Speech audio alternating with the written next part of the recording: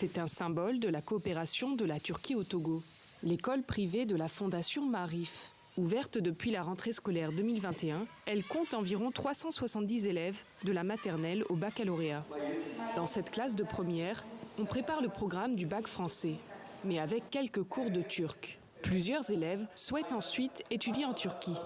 C'est le cas d'Ebenezer. C'est un pays assez émergent qui a beaucoup d'infrastructures de haut niveau. Mais pour moi, pour l'éducation, surtout les universités qui sont d'un très grand niveau, d'un très grand standard. J'envisage de devenir médecin plus tard.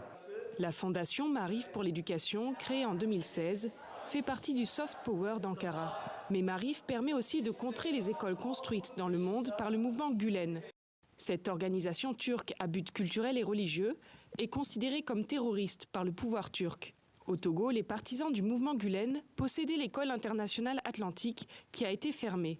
Mais la plupart des enseignants togolais ont continué avec Maarif. La Fondation a amélioré leurs conditions de travail. Et pour terminer, au Togo, la Fondation Maarif a créé une école de plus. Mais entre mai et décembre 2021, 8 familles turques affiliées au mouvement Gülen sont parties du Togo pour l'Europe ou les États-Unis par peur d'être traquées ou arrêtées. Ankara affiche désormais sa présence à Lomé à travers une nouvelle ambassade. Esra Demir, l'ambassadrice, a de bons espoirs pour la coopération turco-togolaise. Au niveau économique, les chiffres sont remarquables. Par exemple, l'année 2021, le volume des échanges était grosso modo 150 millions de dollars. Cette année, seulement les 8 premiers mois, on a atteint 200 millions. Une ligne aérienne Turkish Airlines devrait aussi ouvrir au Togo et favoriser les échanges. Du côté militaire, Lomé et Ankara ont signé un accord cadre en septembre 2021. Et la Turquie a même reconnu officiellement à TV5 Monde avoir vendu des drones au Togo dans le cadre de la lutte contre le terrorisme. Sur le plan diplomatique, la Turquie dit respecter la position du Togo comme médiateur pour le Mali ou encore à l'ONU où le Togo s'est abstenu sur la crise ukrainienne.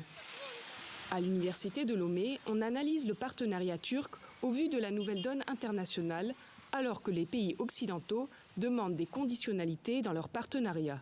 Et parmi ces conditionnalités, vous avez la question des droits de l'homme, le respect des droits de l'homme, vous avez la démocratie et vous avez les critères macroéconomiques.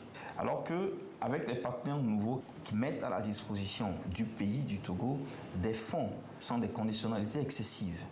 Et ça permet au pays d'avancer. Aujourd'hui, le Togo maintient un équilibre diplomatique entre ses partenaires anciens et les nouveaux arrivants comme la Turquie.